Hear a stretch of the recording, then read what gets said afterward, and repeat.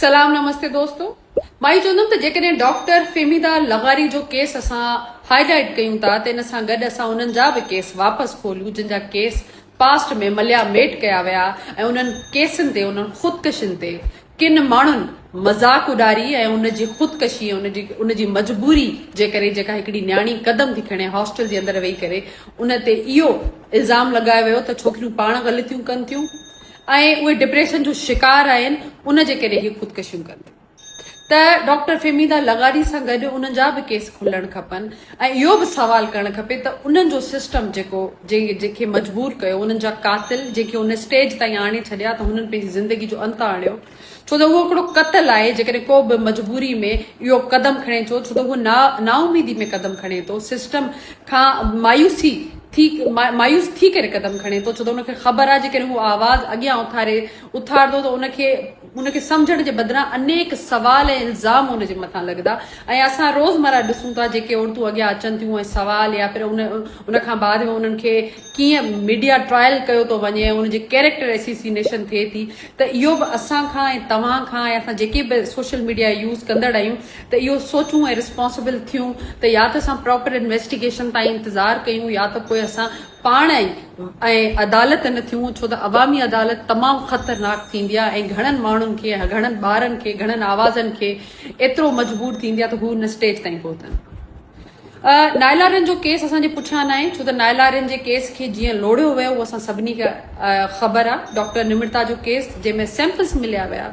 उन खां पोइ नौशीन जो केस आहे उन में बि सैंपल्स साॻिया मिलिया विया पर पोइ बि उन जा कातिल किथे आहिनि उहो पूरो सिस्टम आहे जेको उन्हनि खे फैसिलिटेट करे थो। ईअं ई डॉक्टर फेमीदा लगारी जे केस में बि पूरो सिस्टम आहे जेको फैसिलिटेट करे थो। ख़ासि करके मां इन ते इशू ते इहो बि हाईलाइट कंदमि त जेका कमिटी जेका वेठी आहे ऐं मूंखे उन्हनि खां रिक्वेस्ट आहे त हू 5 सालनि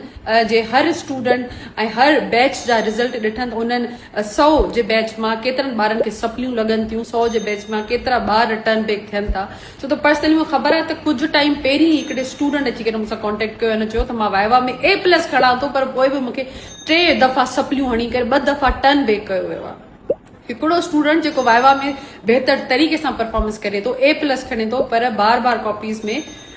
लिखे जे बावजूद बि फेल थिए थो छो त हिकिड़ो PMDC जो रूल आहे त तव्हां जेकॾहिं केतिरनि सब्जेक्ट में बि फेल थियो था उनजे परसेंटेज जे मुताबिक़ तव्हांखे पंहिंजी फीस ॾियणी आहे। जेकॾहिं तव्हांजा 6 सब्जेक्ट आहिनि ऐं तव्हांजी फीस 22 लख या त पोइ 28 लख आहे ऐं तव्हां 3 में फेल था वियो त अधु ते अधु तव्हांखे वरी फीस ॾियणी हूंदी आहे। त प्राइवेट मेडिकल कॉलेजिस आहिनि इहे धंधो लॻाए वेठियूं आहिनि ॿारनि खे हथ सां डिप्रेस कंदियूं आहिनि ऐं उन खां बाद में ख़बर पई आहे त कीअं स्टूडेंट बि उन्हनि सां इन्वॉल्व आहिनि ताकी हू डिप्रेस ॿार खे कनि ॿार सही सां पंहिंजे एग्ज़ाम में परफॉर्म न करे सघे या त पोइ हू ॿार खे फेल था कनि एसि ताईं मजबूर था कनि त ॿार कंहिं बि ग़लति तरीक़े सां या त पोइ इहो स्टेप खणे या त पोइ मजबूर थी करे वरी हुननि खे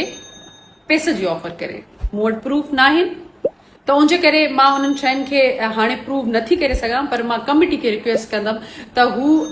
पूरो जो पूरो हिननि जे जेके बि बैचिस आहिनि उनजा टर्न बैक आहिनि छो त असांजी लॻभॻि 400 जी बैच हुई पर हिकिड़ो माण्हू 5 सालनि में हिकिड़ो स्टूडेंट टर्न बैक थियो हुयो ऐं हिननि जी बैच में ॾिसो त 11 12 13 14 छोकिरा ऐं छोकिरियूं टर्न बैक थियनि था ऐं उन्हनि खां बार वापसि वरी फीस वठी थी वञे थी ऐं न ई उन्हनि खे इहा परमिशन आहे त हू पंहिंजी यूनिवर्सिटी चेंज करे ॿी यूनिवर्सिटी वञी सघनि था। सो हुन जा इहे रूल्स आहिनि हुन जी इहो गेम्स आहिनि एडमिनिस्ट्रेशन हिन में इन्वॉल्व आहे इहो केस बि अॻियां वधणु खपे ऐं ही जेके टीचर्स आहिनि जे टीचर्स त मां हुननि खे कॾहिं बि न चवंदमि त उस्ताद गुरू हूंदो आहे ऐं गुरू कॾहिं बि पंहिंजे स्टूडेंट ते न सिर्फ़ु गंदी नज़र त परे जी ॻाल्हि आहे पर उनजी रिस्पॉन्सिबिलिटी हूंदी आहे त हू प्रोटेक्ट करे उनखे पंहिंजे स्टूडेंट खे ऐं बिल्कुलु पंहिंजी औलाद वांगुरु। ऐं मां ॾिठा त घणा जेके टीचर्स हूंदा आहिनि सिर्फ़ु औलाद वांगुरु कोन डील कंदा आहिनि पर औलाद सम्झी पंहिंजे स्टूडेंट्स खे डील कंदा आहिनि। असां वटि अहिड़ा बि उस्ताद मौजूदु आहिनि ऐं अहिड़नि उस्तादनि जो एग्ज़ाम्पल बि असां वटि मौजूदु आहे पर पोइ बि इन केस खे हाणे जेकॾहिं कुझु ॾींहंनि ताईं हाईलाइट कयो वेंदो ख़तमु कयो वेंदो उहो न हुजणु खपे। इन केस सां गॾु हर उन केस खे खोलणु खपे जिन जे केस खे लोड़ियो वियो जिन जे केस जी मज़ाक उॾारी वई ख़ासि करे नायलारन जे केस खे डॉक्टर निमृता जे केस खे नौशीन जे केस खे।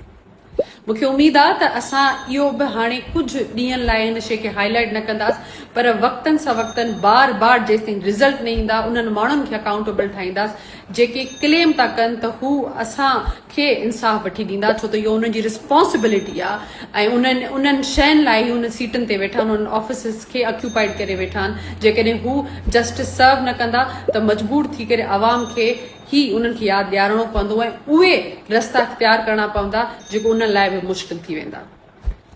जी सिंध।